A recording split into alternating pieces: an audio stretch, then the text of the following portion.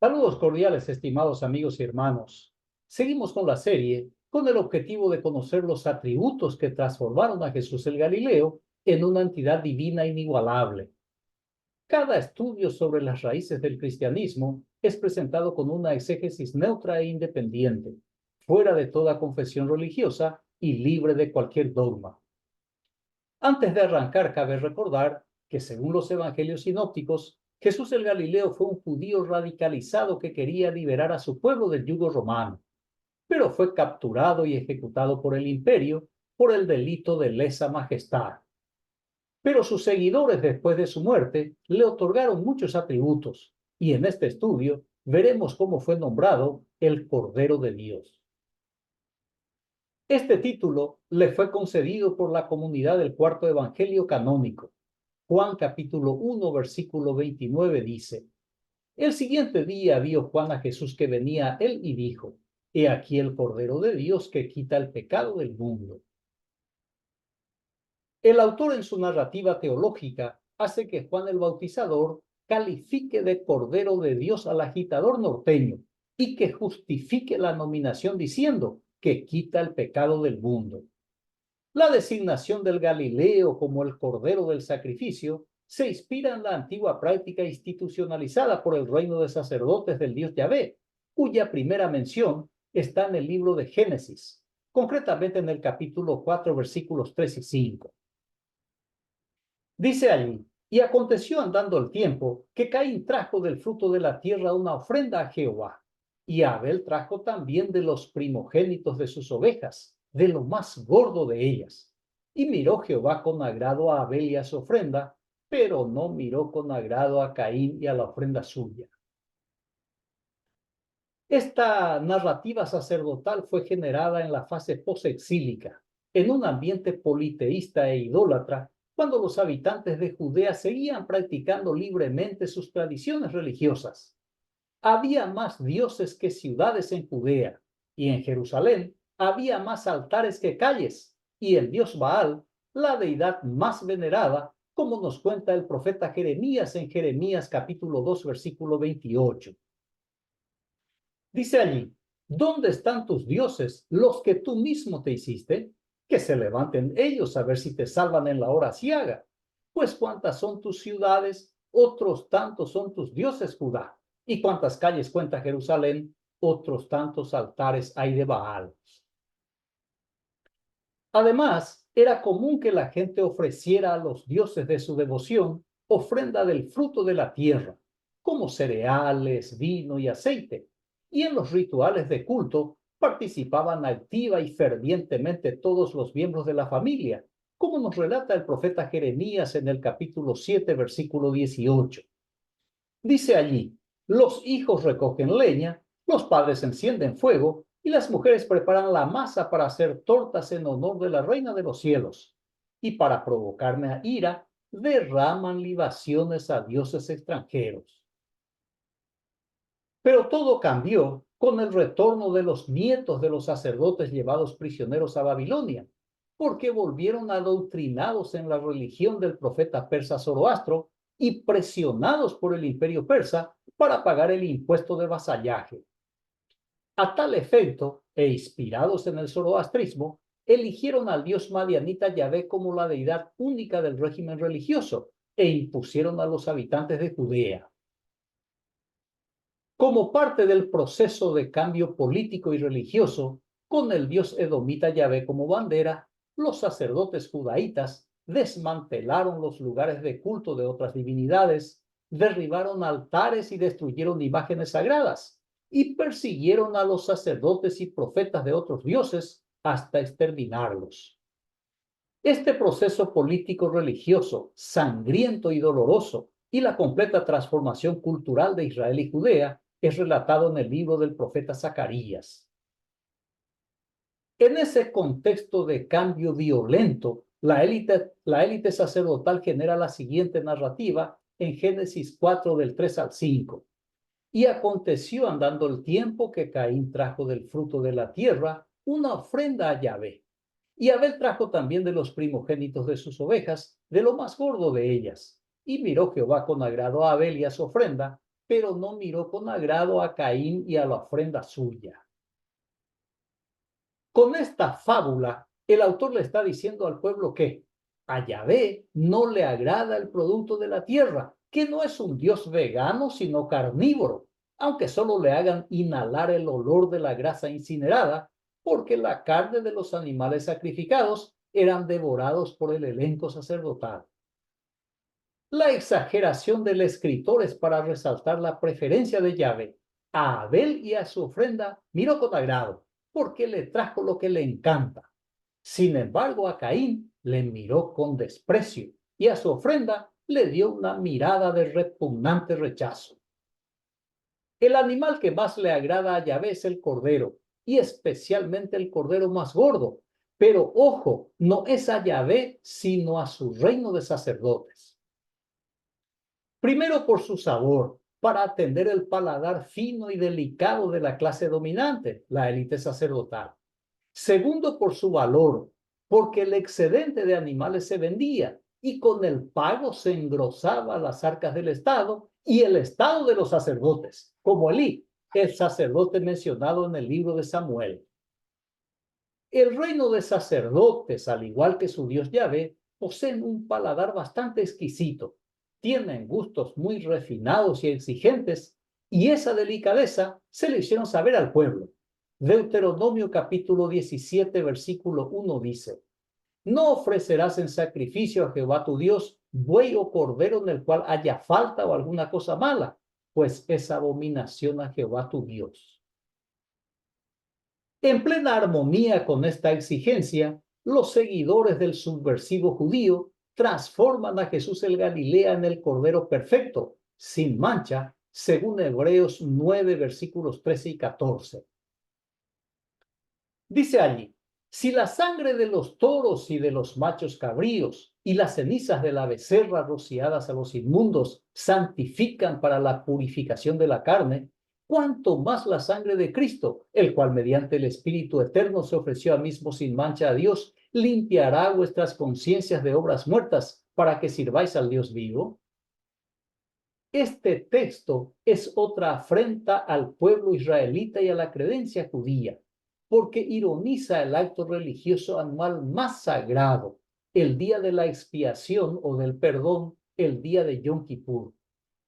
El autor se burla al calificar a Jesús, al sedicioso ejecutado por Roma, como el cordero sin mancha, el cordero perfecto de un sacrificio único, eficaz y definitivo. Una vez elegido el animal preferido de Yahvé, para que su pueblo elegido le suministre y sus sacerdotes elegidos le sacrifique, solo restaba elegir el local para el ritual. Levítico capítulo 14, versículo 13 dice: y degollará el cordero en el lugar donde se degüella el sacrificio por el pecado y el holocausto, en el lugar del santuario. Porque como la víctima por el pecado, así también la víctima por la culpa es del sacerdote. Es cosa muy sagrada. El único lugar autorizado por Yahvé y sus sacerdotes para ofrecer sacrificios y entregar las ofrendas varias era el templo de Jerusalén, hecho que obligaba al pueblo a ir al santuario, porque según la propaganda religiosa es cosa muy sagrada, es un acto demasiado santo, santísimo. Así que el templo de Jerusalén se convirtió en el centro religioso nacional, en el único lugar de culto al Dios Yahvé y por ende en la plaza industrial y comercial de la creencia judaíta. Esta casa sagrada, una institución autoritaria y arbitraria que operaba libre y sin fiscalización alguna, se corrompió rápida y completamente, como lo atestigua Jeremías en el capítulo 7, versículo 11. Dice allí: ¿acaso esta casa sobre el cual es invocado mi nombre es una cueva de ladrones ante vuestros ojos? He aquí que yo, sí, yo mismo lo he visto, dice Yahvé.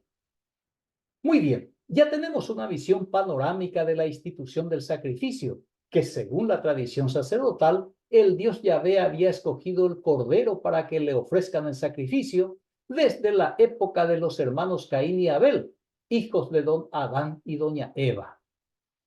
Sin embargo, y a través de la historia, Hoy sabemos que solo son narrativas políticas, que nunca sucedieron y que fueron creadas como parte de la teología del dominio sacerdotal.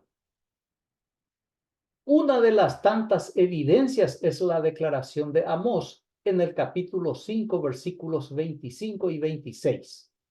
Dice allí: ¿Me ofrecisteis sacrificios y ofrendas en el desierto en 40 años, oh casa de Israel? Antes bien, llevabais el tabernáculo de vuestro Moloc y Kiún, ídolos vuestros, la estrella de vuestros dioses que os hicisteis.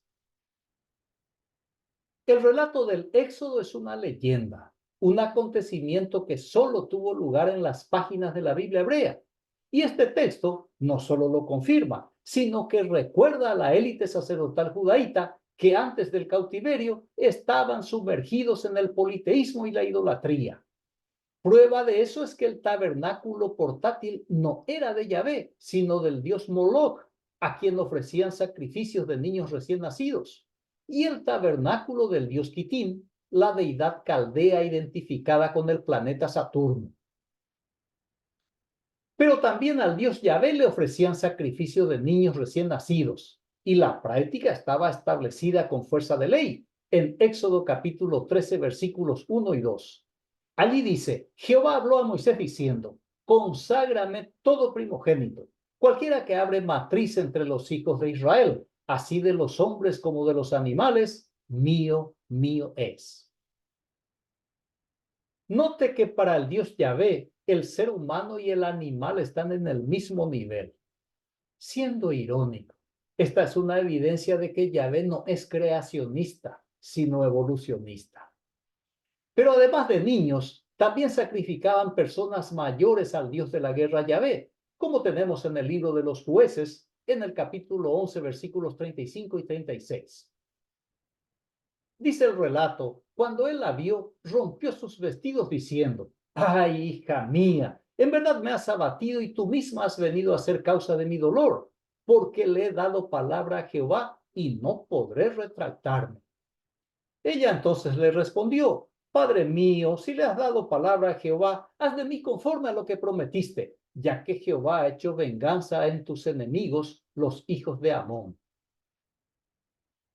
Para erradicar la práctica de sacrificios humanos a Yahvé, se creó la narrativa siguiente, que está en Génesis 22, versículos 10 al 12. Dice allí: y extendió Abraham su mano y tomó el cuchillo para degollar a su hijo. Pero el ángel de Yahvé lo llamó desde los cielos y le dijo: Abraham, Abraham. Y él dijo: heme aquí. No extiendas tu mano contra el muchacho ni le hagas nada, le dijo, pues ya conozco que eres temeroso de Dios, por cuanto no me rehusaste a tu hijo, tu único. La moraleja de esta fábula es: basta de ofrecer sacrificios humanos a Dios Yahvé, un Dios sediento de sangre humana y de animales, un Dios insensible y sanguinario, un Dios creado a la imagen y semejanza del reino de sacerdotes. Sobre el sacrificio, en la misma línea de Amós, se pronunció el profeta Jeremías en el capítulo 7, versículos 22 y 23. Dice allí: porque no hablé yo con vuestros padres, ni nada les mandé acerca de holocaustos y de víctimas el día que los saqué de la tierra de Egipto. Mas esto les mandé diciendo: escuchad mi voz y seré a vosotros por Dios, y vosotros me seréis por pueblo, y andad en todo camino que yo os mande, para que os vaya bien. El libro de Levítico, ambientado en el desierto, relata que Moisés ya tenía el tabernáculo de Yahvé en pie y operando. Sin embargo, aquí Jeremías denuncia que la industria de los holocaustos es reciente, es posexílica, y que no fue por mandato del Dios Yahvé, sino por decisión de la élite sacerdotal judaíta. Así que la historia del Éxodo, según Jeremías, es puro cuento, y el Pentateuco es un compendio de la teología del dominio sacerdotal. Otro que pisó el acelerador a fondo fue el profeta Isaías. En su libro, en el capítulo 1, versículos 11 y 12, registró: ¿para qué me sirve, dice Jehová, la multitud de vuestros sacrificios? Hastiado estoy de holocaustos de carneros y de cebo de animales gordos. No quiero sangre de bueyes, ni de ovejas, ni de machos cabríos. ¿Quién demanda esto de vuestras manos cuando venís a presentaros delante de mí para hollar mis atrios? Isaías presenta a Yahvé hastiado de tantos sacrificios de animales. Incluso confiesa que no le sirve de nada, que no le afecta en absoluto, excepto el fastidio que le produce. Luego desmiente que haya ordenado el sacrificio de animales, y de ese modo Isaías aclara que Yahvé nada tiene que ver con el negocio del templo, dejando en evidencia que la máquina del templo es un aparato instalado y operado exclusivamente por la élite sacerdotal. Así llegamos al siglo I, cuando Jesús el Galileo es ejecutado por sedición y sus seguidores le conceden el título de Cordero de Dios. Juan 1:29 dice: el siguiente día vio Juan a Jesús que venía a él y dijo: he aquí el Cordero de Dios que quita el pecado del mundo. El texto es teológico, es decir, una ficción religiosa, porque la muerte de Jesús el Galileo fue por su propio pecado y por el grave delito cometido, el Imperio Romano le aplicó la pena capital. Jesús, por tanto, ni fue un inocente cordero, ni quita el pecado de nadie, y demostró que ni siquiera su propio pecado pudo borrar, porque le fue castigado letalmente, porque fue castigado, mejor dicho, letalmente, por su delito o pecado. El apóstol Pablo escribe en armonía con el evangelio atribuido a Juan y manda en 1 Corintios capítulo 5, versículo 7 lo siguiente: limpiaos pues de la vieja levadura, para que seáis nueva masa, sin levadura como sois. Porque nuestra Pascua, que es Cristo, ya fue sacrificada por nosotros. Para Saulo de Tarso, Jesús el Cristo es el Cordero Pascual, sacrificado en favor de los judíos y de los gentiles. Sin embargo, la Pascua es una fiesta política de los judíos, en la que anualmente conmemoran la legendaria liberación del yugo egipcio. Pablo emplea la misma idea en la Pascua cristiana para conmemorar que el Cristo fue el Cordero que expió el pecado de sus seguidores y les redimió de la maldición de la ley. Esta es una reinterpretación de la causa de la muerte de Jesús. Es una versión teologizada que resignifica su muerte condenatoria, muerte ejecutada en la cruz, que en la ley judía es alguien declarado maldito por el Dios Yahvé, según Deuteronomio 21:23. El apóstol Pablo completa su interpretación en la epístola a los Efesios, en el capítulo 5, versículo 2, que dice: y andad en amor como también Cristo nos amó y se entregó a sí mismo por nosotros, ofrenda y sacrificio a Dios en olor fragante. En primer lugar, Jesús no se entregó a sí mismo. Jesús fue capturado por una tropa de soldados romanos y de la policía del Sanedrín. Y en segundo lugar, Pablo afirma que el supuesto sacrificio de Jesús el Galileo fue agradable a las narices de la deidad, cuyo olfato divino percibió la fragancia de la muerte ejecutoria de un cordero de su rebaño. Pablo, al escribir sus cartas, aprovecha para mofarse del pueblo y de la creencia judía, con el objetivo de desvirtuar, desacreditar, desplazar y descartar definitivamente. Muy bien, concluyo la exposición con la observación de la filósofa y escritora rusa Ayn Rand. Es fácil ver cómo donde hay sacrificios, alguien lo está recogiendo. Donde hay servicio, hay alguien que está siendo servido. El hombre que te habla de sacrificios está hablando de esclavos y amos e intenta ser el amo. Agradezco su amable atención. Reciba un fraterno abrazo y hasta el próximo estudio. Gracias.